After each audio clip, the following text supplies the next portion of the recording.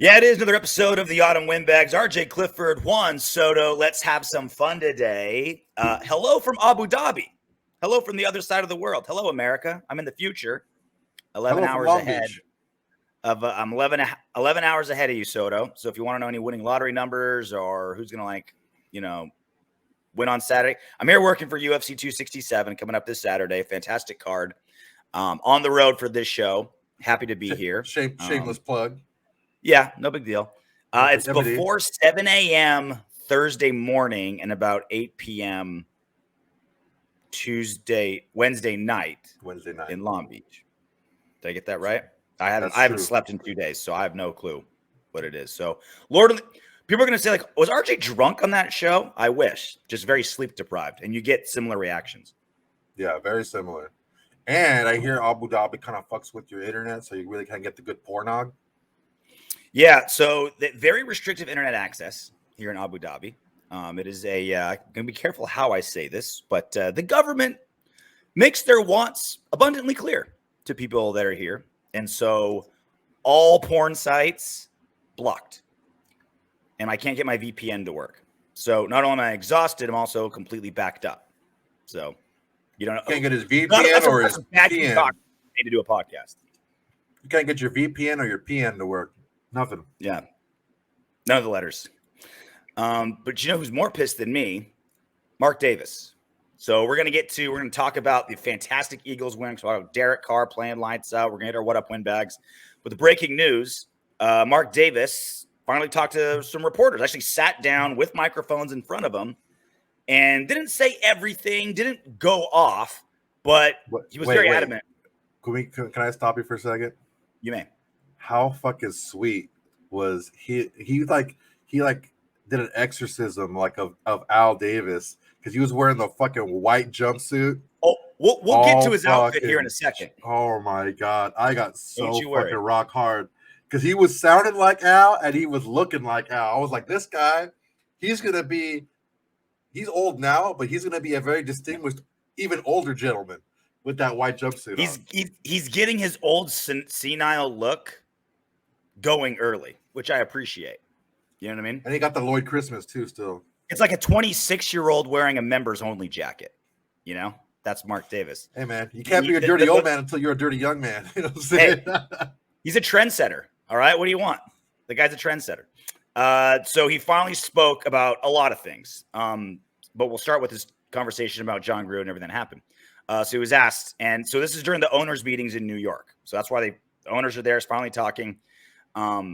This may sound like he's not sounding 5% as harsh as you or me or other people who have been diagnosing and addressing this whole fiasco of how the Washington football team got off scot-free and somehow the Raiders got the shaft by losing our coach just 5 games into a winning season. But it's important, not so much what he said, but whose mouth it came out of. So here's Mark Davis on Wednesday when he was asked about the whole John Gruden and all that stuff. That's probably the disappointment that I had. The fact that they may have known about it a couple of months beforehand and didn't let us know. We weren't informed until that Thursday, and we heard it from the Wall Street Journal initially. I believe that we had gotten the information earlier in the summer when they learned about it. It would have been a lot easier for everybody involved. So he's not trying to say, all right, John Gruden, he's innocent, or I wanted to keep him, or what he said wasn't that bad. And we've been saying this for weeks. That part of the story's done. Like, he said it, he got caught, and he got one of the worst cancellations of any public figure, right? Like, he's out of his $100 million deal. Like, John Gruden's story is over. Finito. That part of it is done. Now it's a matter of, well, what happened behind the scenes? Why was John Gruden and the Raiders specifically targeted and having these emails weaponized to go after them? And the real question that Mark Davis is asking is timing.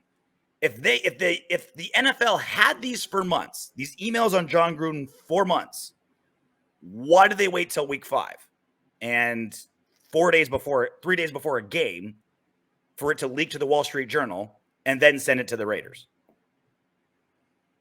It's all very good questions, man. The problem when something doesn't make sense is you can't make sense of it. It's if you're trying to look at it from a perspective of logic, there's no logic when someone has a personal vendetta. It's just somebody doesn't like so and so for whatever reason, and you can't make sense of it. There's no logic. There's no a logical tree behind it to build off. I think there is a logical tree behind it. I mean, there's that, but I mean, there's nothing other than that.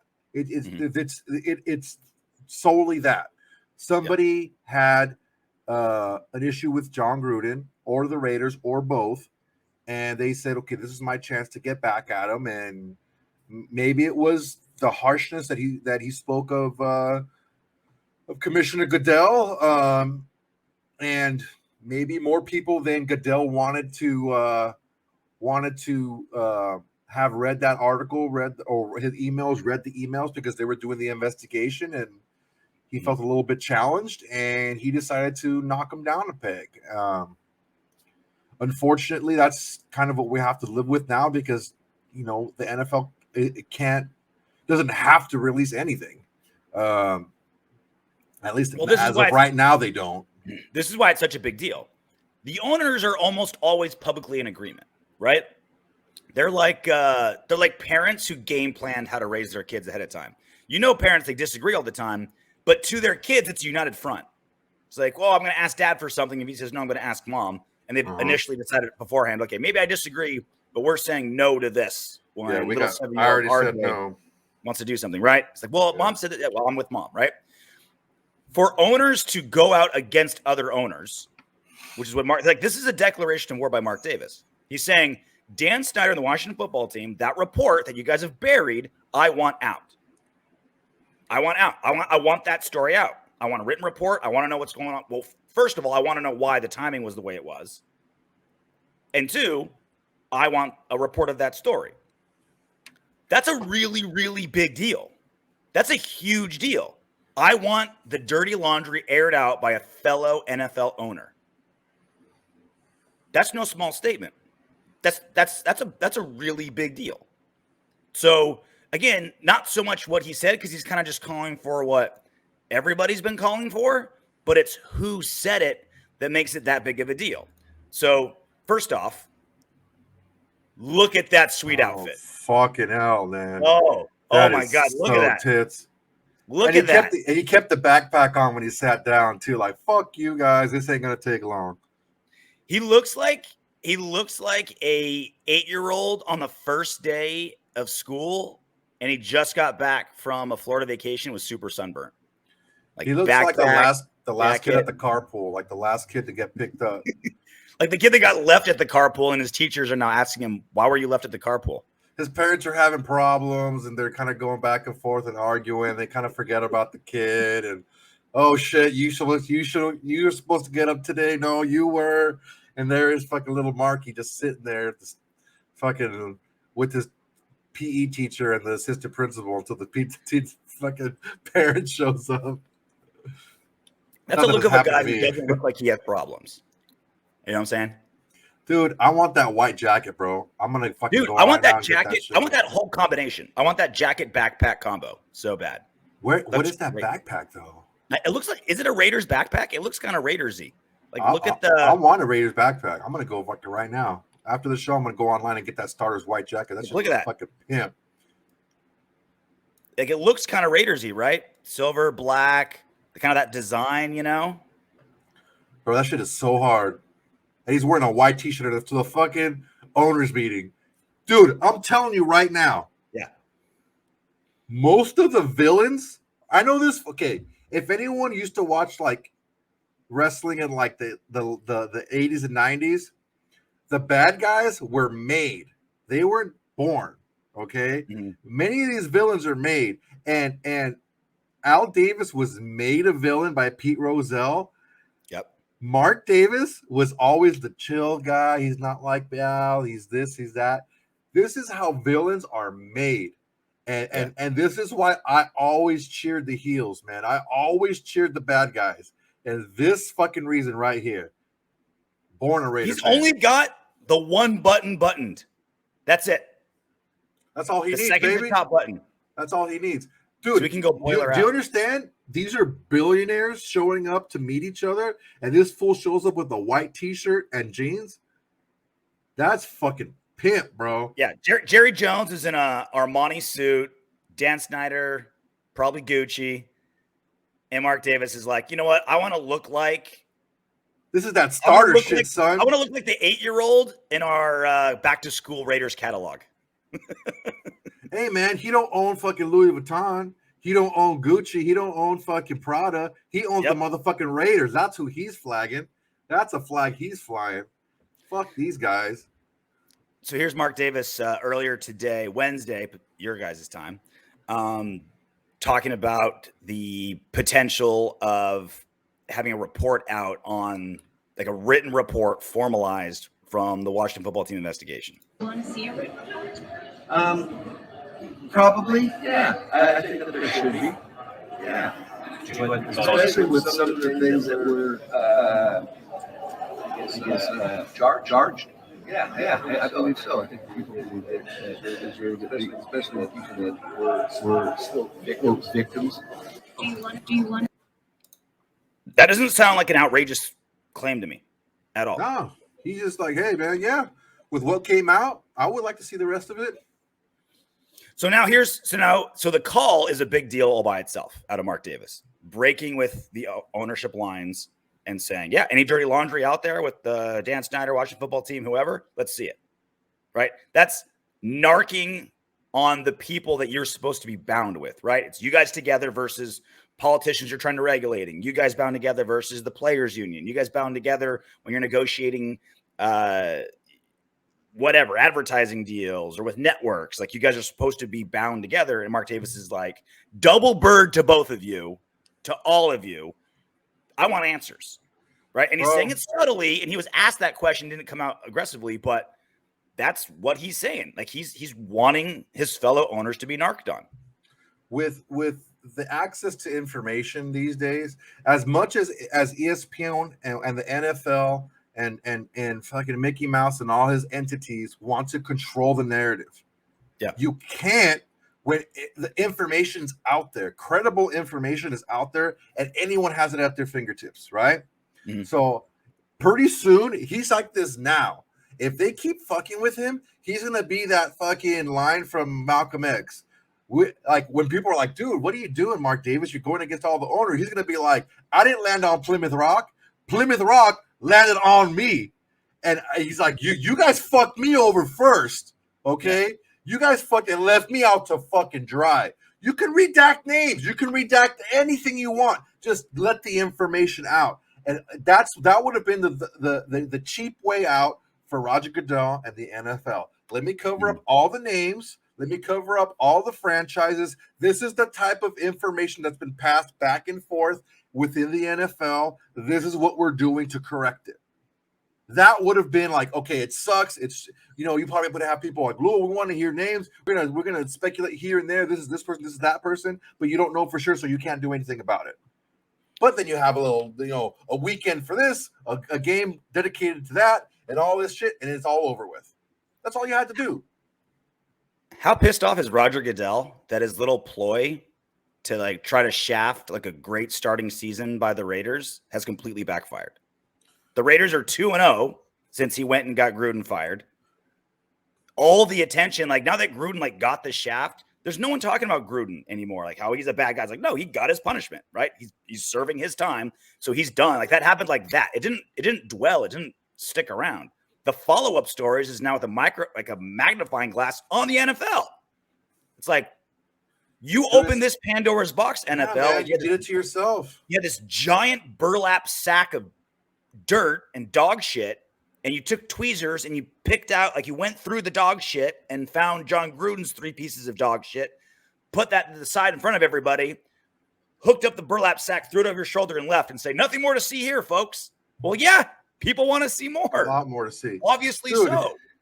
The NFL stumbled upon a shit sandwich. And I don't care what angle you look at it from, it's still a fucking shit sandwich. Whether you want to give somebody a nibble or half of it, it's still a shit sandwich. And it's still in the NFL's possession.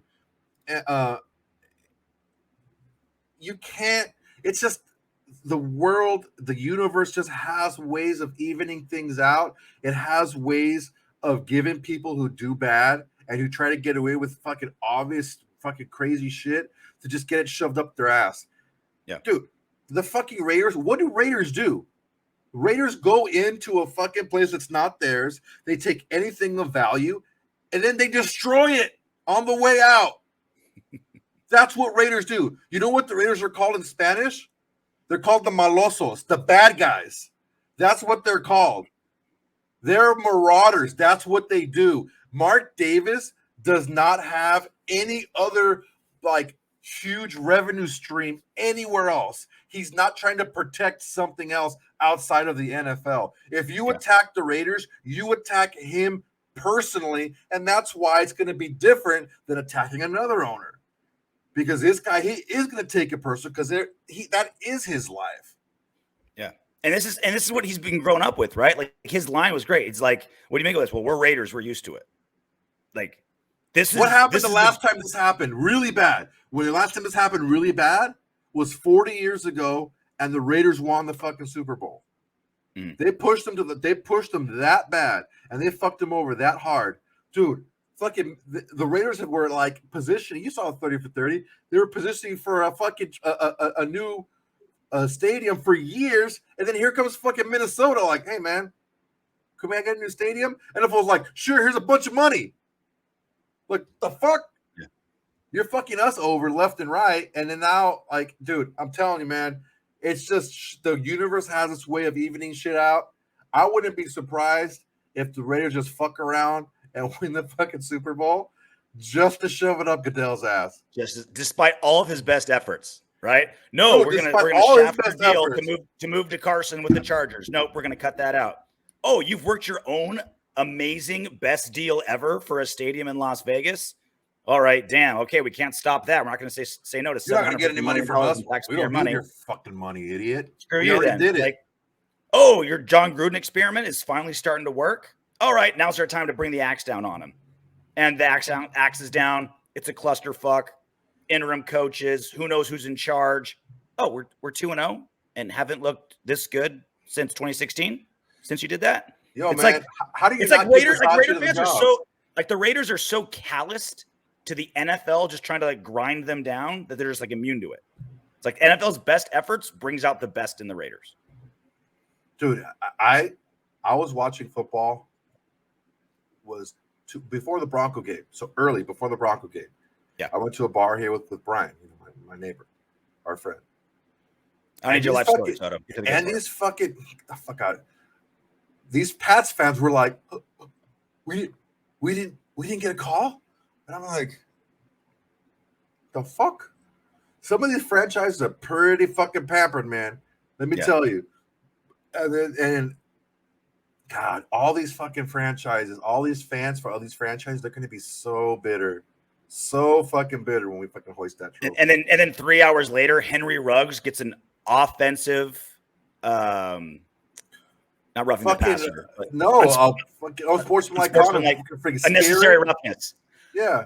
Henry Ruggs, 180-pound speedster, gets an unnecessary roughness call just because I've never seen that called on offense. Anybody else? I've never seen that called any other. The Raiders I have. Last season, Josh Jacobs got that shit. Yeah. Like they literally make up penalties for the Raiders, and the Pats are like, "Oh, whoa! How come we didn't get our 17th holding call? This is bullshit." So yeah, we're used to it. A couple more things on this, and we'll move on to the fun, actual football part. Davis also mentioned a couple other things. He said that they did reach a financial agreement with John Gruden, which we all kind of assumed they wouldn't just leave $100 million contract in limbo and have him resign. Didn't go into details of what that was. Also talked about the resignations of the president, Mark Badane, and CFO, Ed Villanueva, and said it was due to accounting regularities. They overpaid our taxes. We paid more than we owe in a matter that may have started in Oakland. So Jesus, he was kind of vague about it, but he has to know enough to have half of his front office bounce on him or like fire or be gone. So it's still like, I feel like that it's kind of what we talked about when all this first news came out is A law firm's involved. There's an investigation going on. Everyone's going to be quiet. We probably won't know what's up until there's like a lawsuit or something like that. But it was nice to see Mark Davis finally kind of like hold court and chime in on a couple of things. Didn't really learn anything drastically new, but he did kind of confirm. It was nice to know that all of our hypotheses. There you go. We're all basically true, and Mark Davis pretty much confirmed kind of what we've been hypothesizing this whole time. For all we know, they could have been tax attorneys come and audit us for the last 7 years. What the fuck did we do? Why are we getting hit up by the IRS? And they went in there and they fucking combed that shit. They're like, dude, you guys are fucking idiots. Yeah, you guys are overpaid by X. So, was someone a CFO? He needs to learn how to pay less taxes to the government. Jeez, I drive really far to my tax lady because she's really, really good and finds out ways to legally avoid taxes. Right? Bro, I go to Westminster. My homeboy's like, "You give to your church, okay? You donate money, okay?" Oops! Accidentally put an extra zero on there. No, I'm not saying that, but like that's what you pay good money for. Someone who's like really good about, move your money here, invest in this, get a life insurance. You don't have to pay this tax, right? Move it, start an S corp instead of C corp. All these little like tricks, right? And you've got someone who's controlling all the money for an NFL franchise going the other way with it. Hell yeah, you should be fired. Hell yeah, you clean house. Look, paying more taxes. He quit. They all quit. That was a Gruden deal. Mark Davis walked in and was like, "Listen, motherfuckers, I'm gonna fucking fire your ass, so you guys can bounce right now." Well, look, it's even with the czar of the football operations, Gruden gone, all the money people in the front office gone. Raiders are still crushing it. Raiders are still killing it, and there's no better example than in Sunday's game with the Raiders hog-tying and smashing the Eagles 33-22. Wasn't even as close as that original score was. So one of my favorite things to do every Wednesday after a win, good, the bad, and the ugly.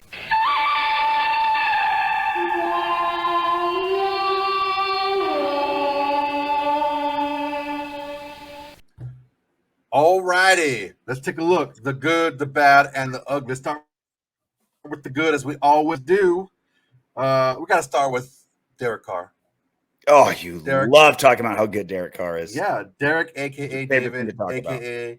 Derek. Did you see that Instagram post with like Derek Carr looking like with the Jesus hair? And it says the Savior underneath it. It was pretty sweet. Okay, Derek Carr, an insane 32 of 35, 323 yards, 2 touchdowns, 1 interception. What can you say? The craziest part, 91.2% completion percentage. That's crazy.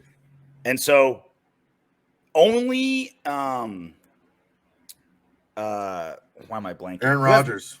No, not even Aaron Rodgers. Drew Brees, just Drew Brees. Drew Brees, right? Only Drew Brees has a higher completion percentage in a single game with over 30 passes. Derek Carr has number 2 and number 3. And Rich Gannon's number 4. Highest completion percentage ever. Raider thing, baby. Field Yates is the best way to put it. He now has 2 games in his career with at least 30 attempts and a 90% completion percentage. Every other player in NFL history has combined for 1. That's a much better way to put it than the way we did. Thank you, Field Yates. That's why Field Yates is who he is. That's why he has a check mark and I don't. Yeah, that's why. Yep. All right, so great job, Derek Carr, leading the team. We said it would happen, and it did with Waller out unexpectedly. Foster Moreau, 6 catches, 60 yards, and a touchdown. And that's with Waller not like out for like a week. And so Foster Moreau's been getting all the first team reps, and they were game planning around having Foster Moreau. No, this is like morning of. They thought they can get Waller to play during warmups. And they're like, it's not good enough. We can't do it. So it's literally Moreau on like 45 minutes notice. And Olsen, 45 minutes notice. Derek Carr, 45 minutes notice. Oh, yeah, by the way, the best player on our team, maybe the best tight end in football, one of only 2 Pro Bowlers we have returning on this team. Yeah, he can't play. So Foster Moreau's going to do it, and he crushed it. No best problem, backup man. tight end in football. Dude, that touchdown catch, he took it off of the defender's back. That's some trust that Carr has with his backup tight end. That's how much trust he has with his backup tight end. He's going to throw that ball into the defender's back so Moreau can just reach over and grab it. So great job, Foster Moreau. The offensive line, no sacks allowed, only 2 quarterback hits. The team ran 29 times for 119 yards. It's a little bit over 4 yards to carry, so 4.1. That isn't earth-shattering, but it's damn good for us. And 2 touchdowns on the ground. So great job, offensive line, getting better. And also, like, I know the Eagles were 2-4. You know, they're 2-5 now, not good. Their defense is pretty good. Like this, it's an above-average defense. Specifically, their secondary. Like they have a really good secondary. And it's not the Texans. You know, they're not the Texans. Yeah, no, they're not even. They're not trash. Like it's a good defense. Yeah. It's a good defense. They were right around where we were defensively. Mm-hmm. Brandon Faison, 9 tackles, led the team, 8 solo, 3 pass defense. They wanted to go after him, and not a good thing to do because he knocked down 3 of them. Even with the refs trying to get him with a roughing the passer when it was like, do you remember that? Was it a roughing the passer? Because I think Hurts was on the run, but it was just like Hurts slid and Faison was already like lowering his shoulder, and so his shoulder like kind of touched the chest of Jalen Hurts, and then Hurts was like, ugh. And it kept the drive going, and they ended up throwing an interception at the end. But I was like, dude, just another like. It's almost not even fun complaining about how much the Raiders get shafted by the refs. But dude, even the guy from the fucking like the ref, like whoever the fuck his name is, he's like, yeah, that was kind of a late slide by the quarterback. I probably would have kept the flag in my pocket. I'm like, well, fuck, dude. Tell these guys. Shit. Moving right along, Denzel Perryman. Shocker, not double-digit tackles, but he had 8 tackles, 6 solo, and a tackle for loss. So keep it going. That's a slow day. That's a slow day for Perriman. That's how good he's playing. Both Littleton and Abram had fumble recovery, so they were around the ball, gang tackling. And the last good is Yannick Ngakoue. Big game. 4 tackles, 2 solo, 2 sacks, 2 tackles for loss, 2 pass defense, 2 quarterback hits, and yes, your AFC Defensive Player of the Week, Yannick Ngakoue. Great job.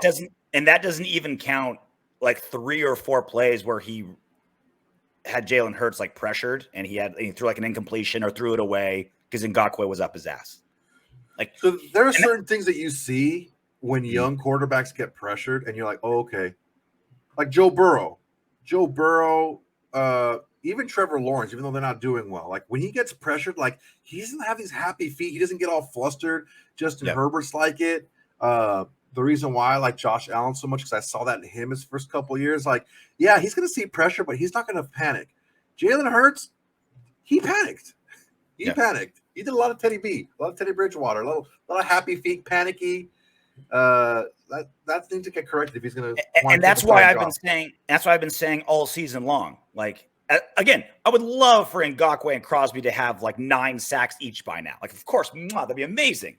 But instead of them just having stat-friendly bursts, I'd rather them just be constant disruptors in the backfield. Like that's what our defense needs, right? We don't. Yep. There's logic to a certain defense where it's boom or bust. It's like, all right, we're gonna play super aggressive. You're gonna beat us over the top a couple times. You're gonna break some. But we're gonna get a lot of turnovers. We're gonna get a lot of sacks. Yeah. That's not the Raiders' defense. The Raiders' defense is we play back, keep the big plays low, get a ton of pressure with our D line, and wait for you to make a mistake. Just kind of dink and dunk. Try to do a long drive. You'll make a mistake eventually, right? And that's what our defensive line is doing. Just be disruptive, be in their face. Like it's not and even then, 4 turnovers last week, 2 fumble recoveries this week. That's when they become like unbeatable, is when you're not overly aggressive and risky and you're still getting sacks. You're still getting passes batted down. You're still getting fumble recoveries. You're still getting interceptions. Yeah, quarterbacks that like offensive coordinators go and play space in the Raiders are like, all right, they're not giving us a tell on what they're doing, but we do know that they're not going to blitz very much. And it doesn't matter. The quarterback's still going down. He's still going to get hit. So that's something that's good on our favor. We don't have to show our hand or anything because we're not really doing anything any different than we do every other play. Yep. So that was a good on that victory. Here comes the bad. Philadelphia had 32 carries for 135 yards. That's a 4.2 average and a touchdown on the ground. Not as bad as we have been. 4 yards a carry as opposed to we were giving up 5 yards a carry. But when you look at Miles Sanders only played one series or a 1.5 series, I guess, a series and a half. That could have been a lot uglier. That's really bad with context.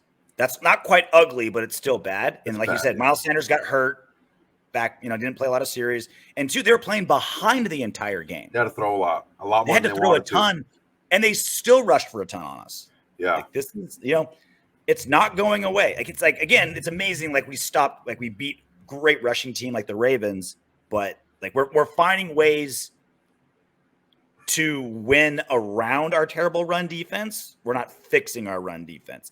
And maybe that's just part of the scheme, right? Maybe they're just like Max and Yannick, just get after the quarterback. Linebackers, don't let them pass. Don't let tight ends get passes over your shoulder, right? Maybe that's what the scheme is, right? Where you got to pick your poison. And we're saying, okay, in our division with the quarterbacks we're playing, we'll let them eat some yards up on the ground, but it's a legit problem. Like even if they're picking that poison, it's not a poison that's going away. Yeah, for sure. So that's the actually another bad is Jacobs injured again. Is he injured? Was he not injured? What was it? Was it a chest thing? Was it a rib? Like I've heard a couple things where rib injuries could sometimes be, reported as chest injury. What was it?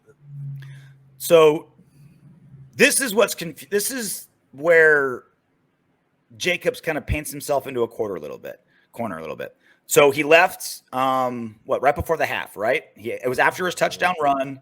He finished a drive, got a touchdown. He was untouched in that touchdown run. And then we saw him leave kind of like pulling his jersey up, showing his shoulder pad, like chest plate, and kind of like pointing to like his pec or chest or shoulder, something like that, right? As he's walking off. Very subtle. But he didn't play for the rest of the game. And so obviously you're all pro running back, right? The Raiders only have 2 Pro Bowlers from last season. Both of them were hurt. Darren Waller didn't play. Josh Jacobs didn't play. Of course, the media's going to have questions. Like, all right, Rich Bisaccia, what's the update on Josh Jacobs? Oh, we're not sure. We'll tell you tomorrow. Monday at his press conference, he says, all right, we think he's fine. We're still kind of figuring it out, but he should be fine. Just a chest contusion, no big deal. That was a very small, that was best case scenario. Oh, he got a bruise on his chest. Chest contusion. Great. Awesome.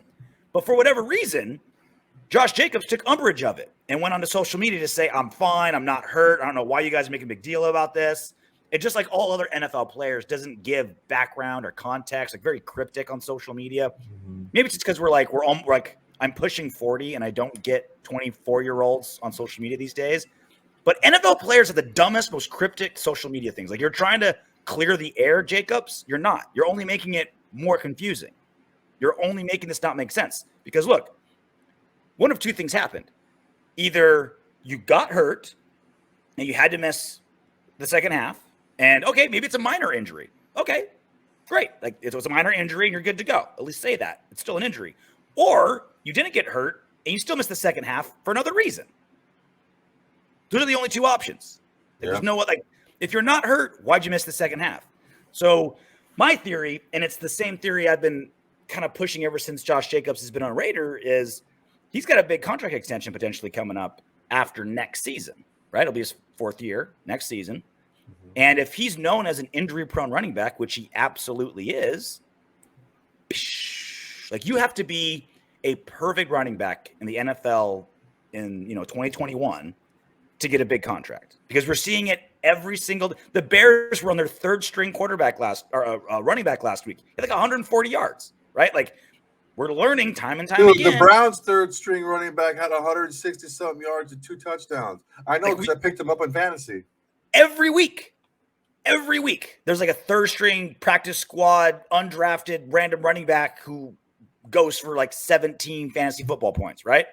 So if you're Josh Jacobs and you're basically only a 2-down back because you're not really a pass catching back and you're hurt all the time, you're not going to get you're not going to get a big contract. Again, I keep saying, I hope the Raiders trade Josh Jacobs next season. I love him. He's awesome. Thank you, Josh. But I don't want to pay him. I'd rather trade him and get some value out of him, right? So I think this is Josh Jacobs saying no. I don't want the reputation of an injury-prone running back. Because he just said last week, oh, this is the first time I felt great. This is the first time in like a Wednesday practice where I have nothing going on. I came out of a game with not even a scratch. This is awesome. To which I'm like, okay, that's supposed to be good news, Josh, but that means this is the first time you've ever made it to week 6 without being injured. Good. Like that's great short term, but that's not what I want to hear. Yeah. That's not what raises your value. And then he literally misses an entire half of football when our best player is already out and our team doesn't miss a beat. And now he's complaining about what the language is talking about his injury. So to me, this is all PR from Jacobs to try to shed the image of being an injury-prone running back. And that's why – and all he's doing is making it look worse. I think more than likely what happened is he did get some sort of injury. Was it serious enough for him to miss time? No, it wasn't. But the Eagles haven't stopped you, right? You're going to get the ball. You're up 2 scores. You're going to get the ball back again to go up 3 scores after the half. They haven't stopped. You stopped yourself the first drive. They haven't stopped you yet. You have Kenyon Drake. He's been running well. You just came off of an injury, a couple weeks, missing into time, due to injury. You have a bye next week. Let's just shut it down for today. You were all right. We're going to be okay. And, go from there because it's just, I don't know, man. It's just weird. It's a weird situation. I understand where Josh Jacobs is coming from. Just go out there and ball out, Josh. That's it. Go out there and ball out. You'll make your money. And what does he expect the coaching staff to say? He's totally fine. He wasn't even injured on Sunday. Like he missed half of the football game. He missed an entire half. And you're going to say, "Oh, it was nothing. He was totally fine." Like that looks even worse. Like that raises even more questions. I thought Bisaccia handled it perfectly. Minor contusion, he's good to go. Not a big deal. He's fine. That's it. Just moved on. Yeah, just moved on. That was the perfect answer. It's like, oh yeah, he practiced, no problem. You got a chest bruise, no big deal. He's ready to go. Like that's if I'm Josh Jacobs, I'm like, oh, thank God that's what he said, that it was no big deal. But he's making a big deal about Bisaccia downplaying whatever the injury was. Because Josh, you got injured. You missed 2 quarters. So none of this like, oh, I was totally fine. Like, no, you weren't. You missed 2 quarters. Anyway, something happened. Something. All right, so that's the bad. Here's the ugly. Yep. Our defense allowed multiple touchdowns for the second straight week in the fourth quarter. Yeah, 15 points. That's pretty ugly. So that's pretty ugly. Here's the context. We were up both times. We were up 3 scores when this happened. We were up 3 scores. Philly scored a touchdown. We came back, scored a field goal to go up 3 scores again, and then they scored another touchdown, and then we 17-33, right? Or no, it was 10 to 33 in the fourth quarter, right? Yeah. No, they did a 2-point conversion. Oh, so it was it was it was like it was 30-7. Uh-huh. And then they scored a touchdown to make it 15-30. So they're within 2 scores. We kicked the field goal, and they scored a touchdown, and then kicked the extra point. And it was an ugly 15 points because this is hopefully it's not a microcosm of what happened the last 2 seasons, right? Like we started off so strong in this football game, faded late. What have we done the last 2 seasons? Start off super strong, fade late. Because the Raiders aren't used to being so far ahead in the third quarter, I'm hoping it's not turning into a laissez-faire type of attitude where it's like, oh, we're up by 25, whatever. Because it was an ugly 15 points. Like, what was it? The first touchdown of that fourth quarter, the guy was triple coverage. Like, there was literally 3 Raiders jumping up for the ball. 1 Eagles receiver, forgot which one it was. Eagles receiver comes down with it, runs the extra 7 yards in for a touchdown. Yeah. He was triple covered. And everyone's just kind of like, oh, he got it. And the 2-point conversion, the guy was wide open in the corner of the end zone. It just looked like a defense that was like, oh, we got this. We've already won. Let's not worry about it anymore. So back-to-back games. Yeah, this is something that I think is going to get cleaned up during the bye week. I'm going to say it again. I don't like prevent defense. I don't think it's necessary when you have a defense like Gus Bradley's defense. I don't know that we've been beat over the top a lot. by anyone else, any other. It didn't feel like a prevent defense. It just felt like our regular cover 3. It wasn't. It was it was the shell of it, but it was like 15 yards, like cushion on top of that. So it's like it mentally does something for a defender when you're like, all right, just stay back. When you're not telling them, go after the ball, see it, hit it, right? Be aggressive. It's like, all right, don't let anyone pass. It's a different mindset. And yeah, that can play into the performance as well. Offensively, you're going to keep running the ball when you're not, doing that great running the ball. You have a short passing game that you can use to gain yardage as well. I understand what they're trying to do and shorten the game and everything, but again, I didn't like this was my my criticism of the Gruden offense in previous years when you had a bad defense. It's just like I can't remember his name from the Alabama coach. What's his name? Nick Saban. What did he say? Kind of a no-name coach. Fuck that guy. He guy sucks. Yeah. He said you have to outscore teams. You can't depend on your defense to stop people from scoring. And the offense didn't do the defense any favors because we just went into like basic predictable run plays, 3 and out. Well, yeah, that's why I said, dude, the last few years, I'm like, this ball control offense, dude, if you're giving up if touchdowns quickly, a ball control offense is not going to work because you have to be perfect when you do that type of offense. You should be pushing the ball down the field and trying to score a bunch of a ton of points too. When we talk about the comparison between Carr and Stafford, that's what the Lions did. They're like, you know what, dude? Our defense isn't bad as the Raiders, but we're not that great defensively either. We got to put up a bunch of points, and so that's what I feel was happened a little bit in the second half, or especially the fourth quarter, the last couple of games, is we went back to like the whole ball control type of thing, and it's like, dude, if it's not broke, don't fix it. Just keep running your same old offense. They've never stopped you up until that point. Just keep running your same old offense. The clock's going to continue to run because you're going to get first down. I think it was more coaching than players, but I think the players deserve their share of the blame. But I think it was kind of like the game planning and coaching that led to our fourth quarter breakdowns, which I'd rather have that be the problem than trying to fix, 16 defensive players and their mentality. Oh, agreed. Than have to be Gus Bradley being like, okay, let me just let's not stop being us when we're ahead. Be us. And the offense too. Let's not stop being us when we're ahead. Right. Dude, it's like the Rams, man, the greatest show on turf. They're like, dude, we're ahead. We're just going to keep running our offense. Like, why do we need to change it? Just keep running it. So that's the good, the bad, and the ugly. Raiders 33, Eagles 32. A couple, you brought up a couple notes in the rundown of just like some week 7 things to look at. The Raiders top 5. Yeah. PFF grades. God, you shit on PFF grades, but you love them too. This is the reason why I put this in. You're definitely a football fan in that when the PFF grade craps on the Raiders, you think that the whole system's bullshit, but when they do something good, you're like, hey guys, look how good we are on our PFF scores. Fucking big time throws and fucking fitting into a sphincter and shit like that. Like, come on, PFF. This is when it makes sense because one of the things that you said about getting pressure and having that type of defenders, and then maybe not the sack numbers, but all the other peripherals that help you win games, this actually is coming through here.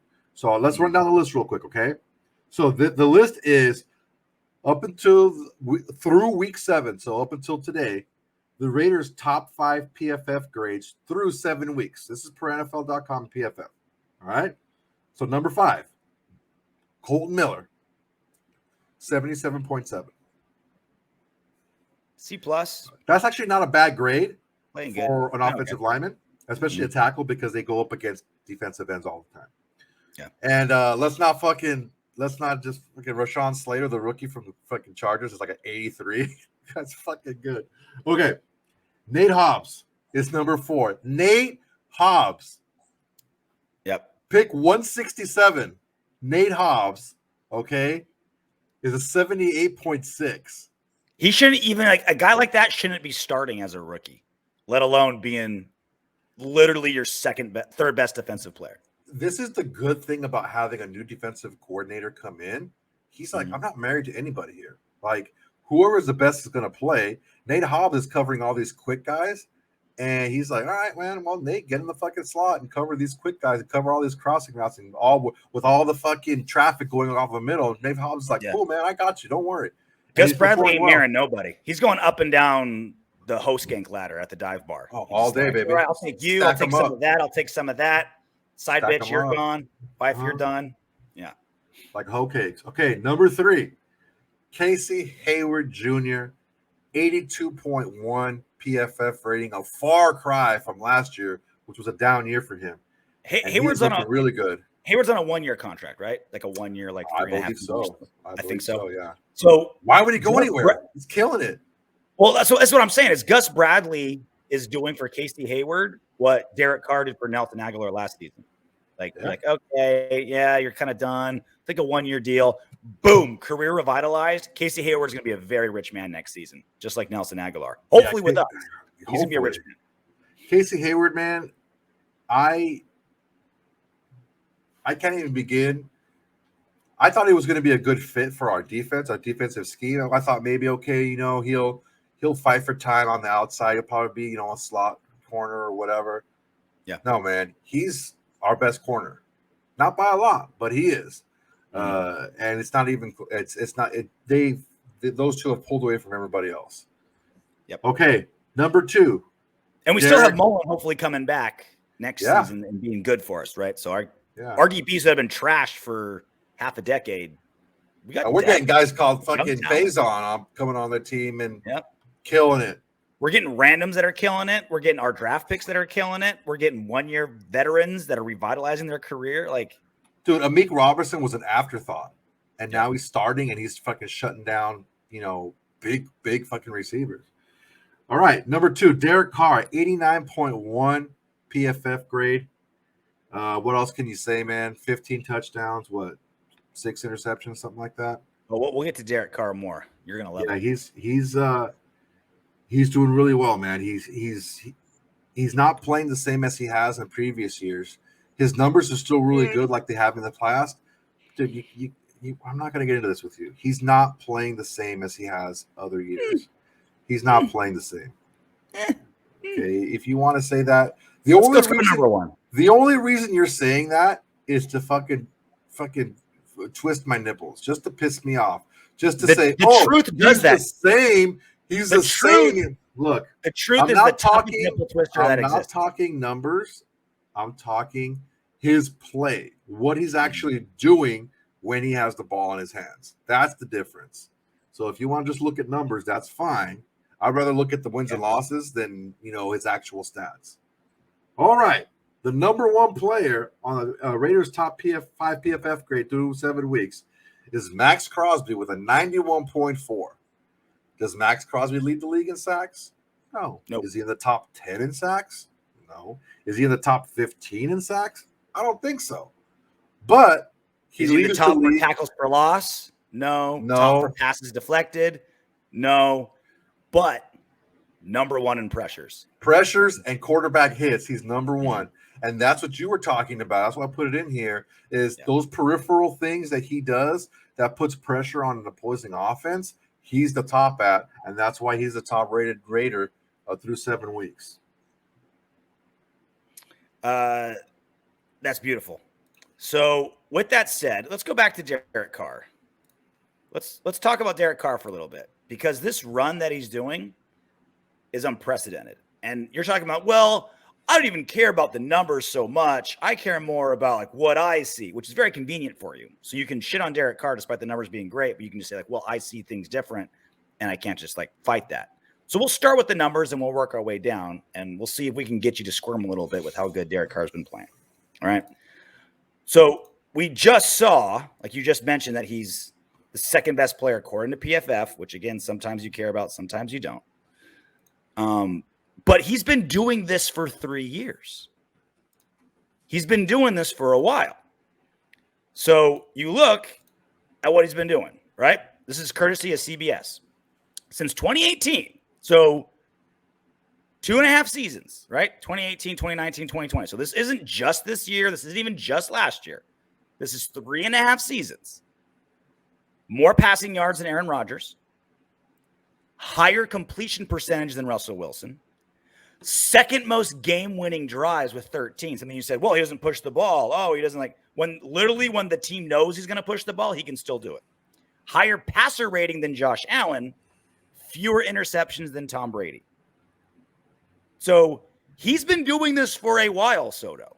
And all the things we care about, passer rating, keeping interceptions down, game-winning drives, all of his critiques, all the check down Charlie, he's doing everything that all of his critics are saying that he can't do. And he's been doing it not just this season. He's been doing it for multiple seasons. Now, again, I'm with you. He's playing better this season than probably we've ever seen. But the team is 5-2, not because Carr's been holding him back or because he's playing a little bit better. It's because the team is better. Defense is obviously phenomenally better. Special teams is better. So this is what I've been saying for as long as we've had this show, Soto. Mm-hmm. Carr has been playing fantastic, but he's been stuck on a dog shit team that have made his wins and losses look bad, made his lack of playoff appearances look bad. And he's been asked and demanded to do things that no other quarterback has had to. Tom Brady doesn't have to force the ball. He always has a great defense. Aaron Rodgers has Devontae Adams, and he's still throwing more passing yards than Aaron Rodgers. He's been forced to do all these game-winning drives because his defense has been trashed up until this season. Like literally historically the worst defense I think a quarterback's ever had to play with in their first 7 seasons. And he's making up for it with all these other things. So yes, Derek Carr is playing lights out this season. And even better now that Gruden's gone, which is even scarier. But he's been playing fantastically for years. But people are paying attention now because the Raiders are 5-2 because the team's coming together and playing as a whole. Try to shoot that down. I dare you.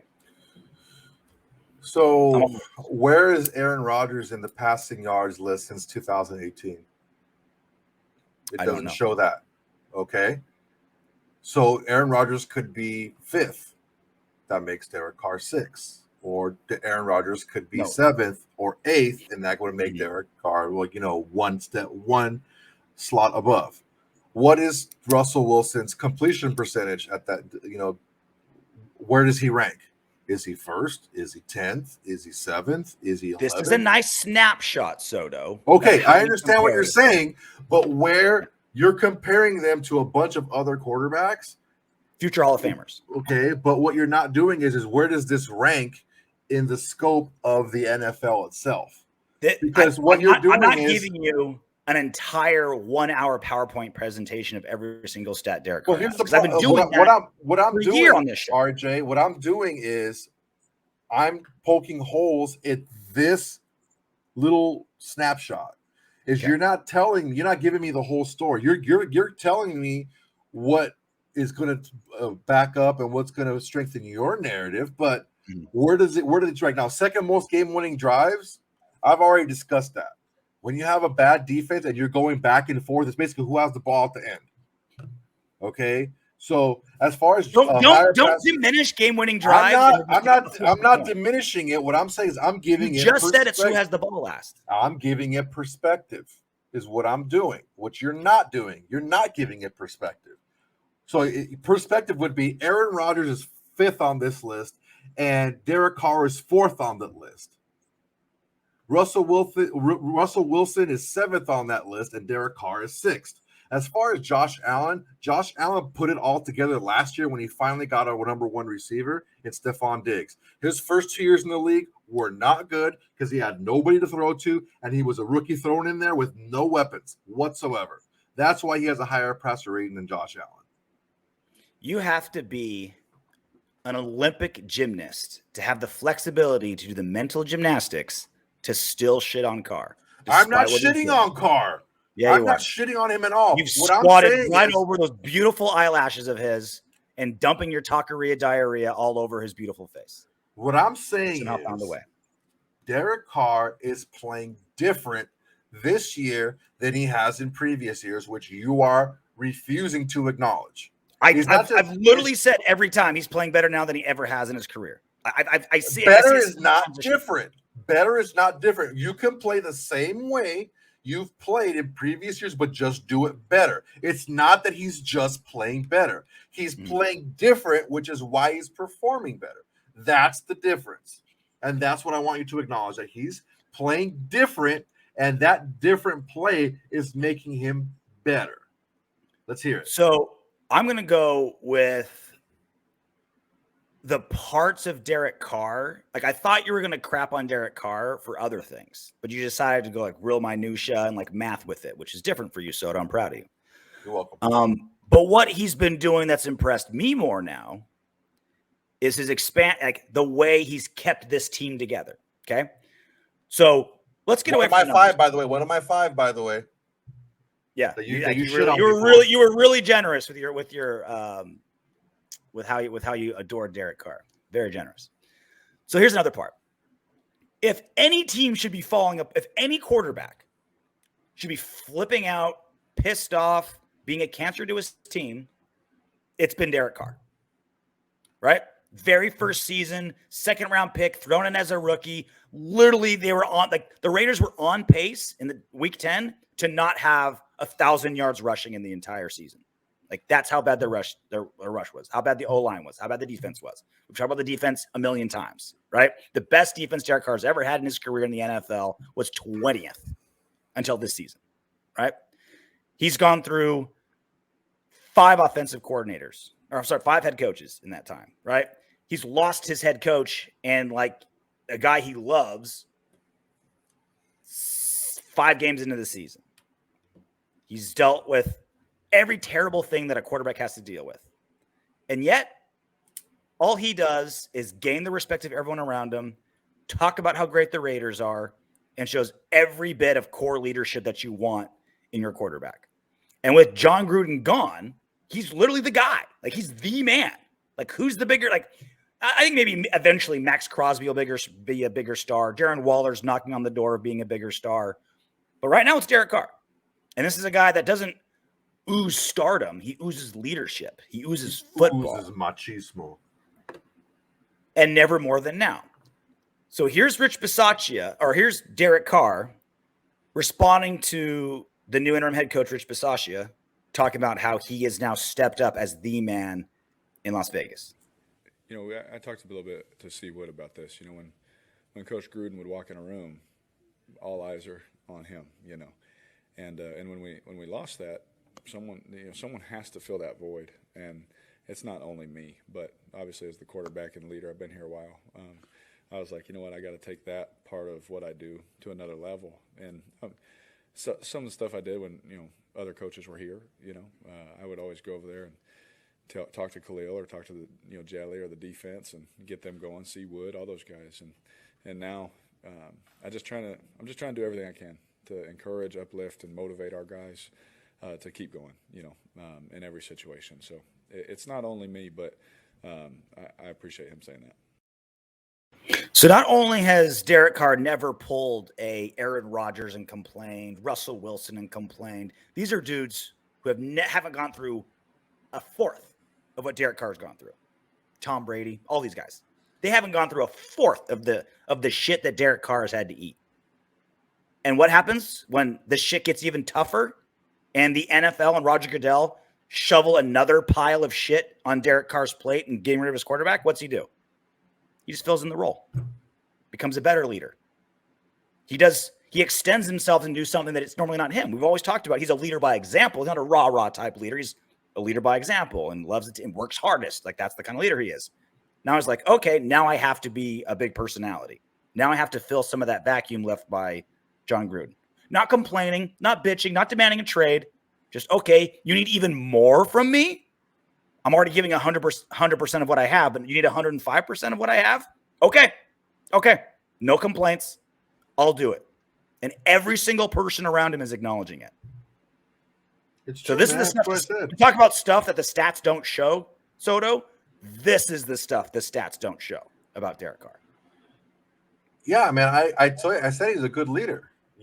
That's one of his strengths, and that's why I wasn't worried about Carr being gone. About Gruden being gone. I knew that he was the type of calming influence, that quiet, calm confidence that ego that's built on confidence, not arrogance, that was going to help lead this team. I'm not saying that he's not that guy, that the right guy to do it. I'm not saying Basaccia. I'm saying that they are the guys. They are the right temperament. They are the right guys to be able to get this done, especially this year because he's playing differently and he's playing much better. I'm not saying he's not the guy. Probably the greatest compliment you've given Derek Carr, but I'll take it. I'm eventually going to break you down. We'll do more. You ready to do some What Up Windbags?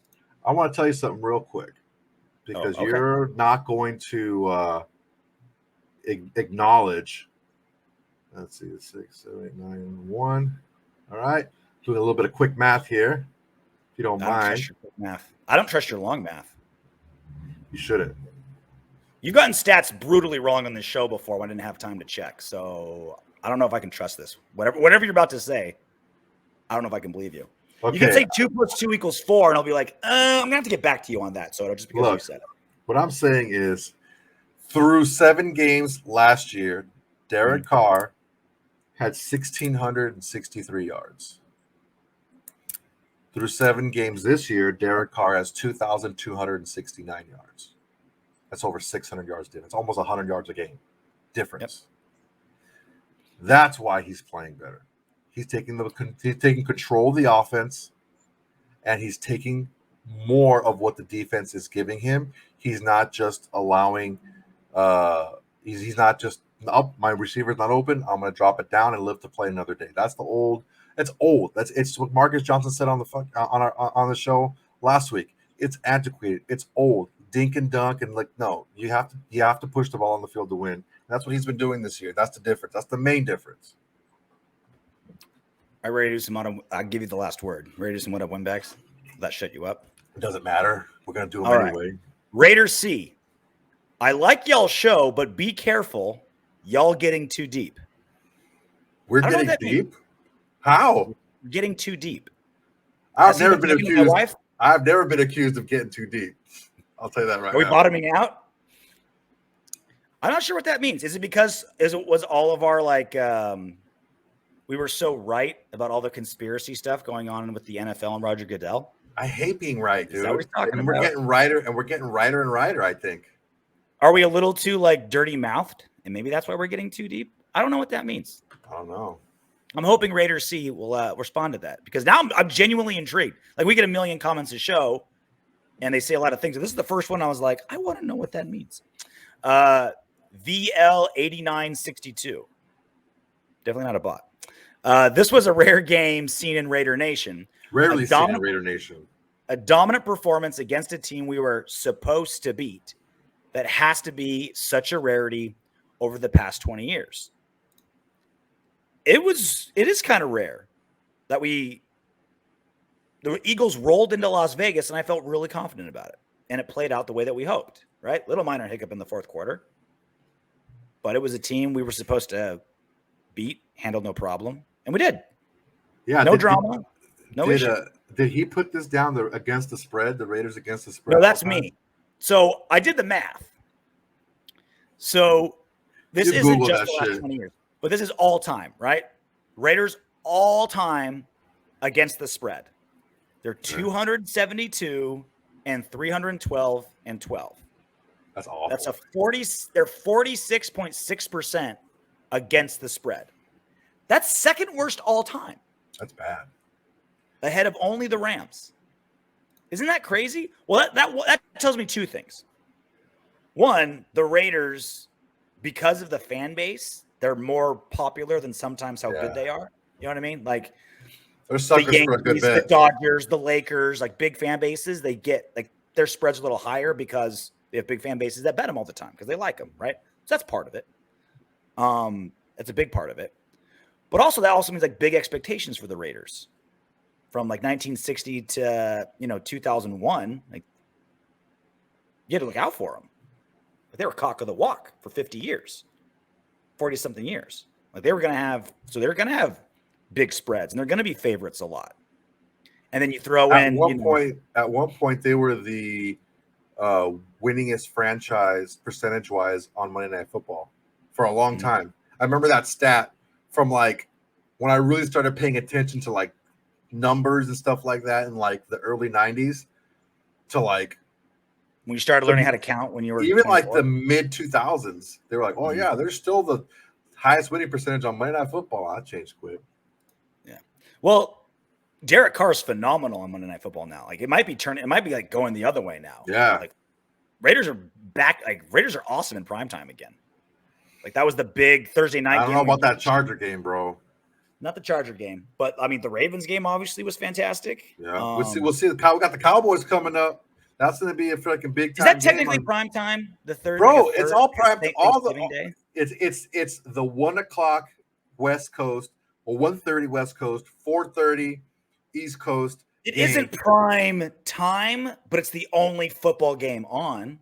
It's prime time. That's prime time when nobody. Deion Sanders would call it prime time. I don't know if like advertisers. That's a prime time game. That's a prime time game. Thanksgiving Day, yes, that's prime time. And then Sunday Night Football against the Chiefs. Also still love it.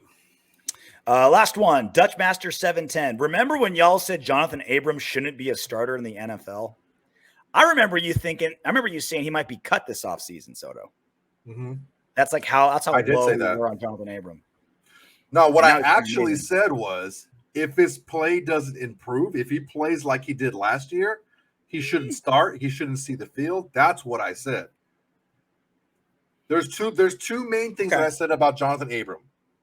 First one was that if he plays the same, if he doesn't improve, he shouldn't see the field because he's the second worst safety in fucking football last year. Yeah. Okay, that's what I said. The second thing was what we both said is we said he was the guy that we had the least confidence in changing his game with a new defensive coordinator. We both said that.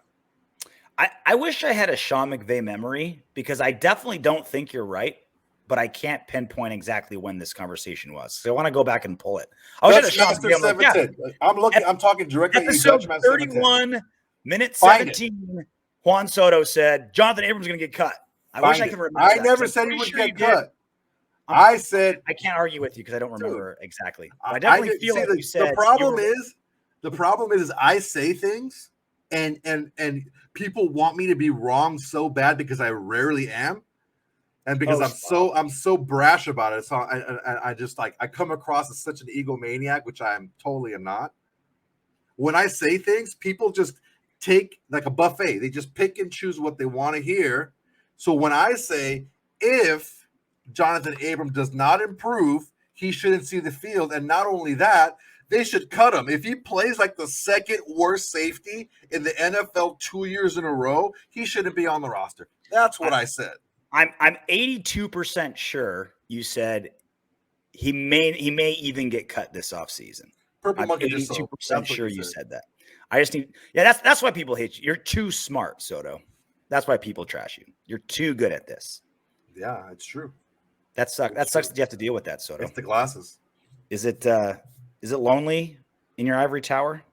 Like, is it you get sat up there all by yourself on top? I got my hand. I'm good.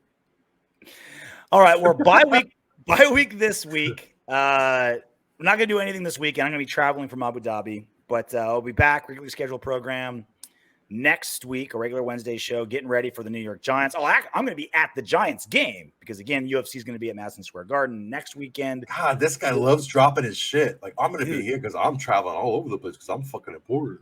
I gotta give the info, man. Well, at least I'm saying things actually true and not trying to like rephase what I said 18 shows ago. Find it.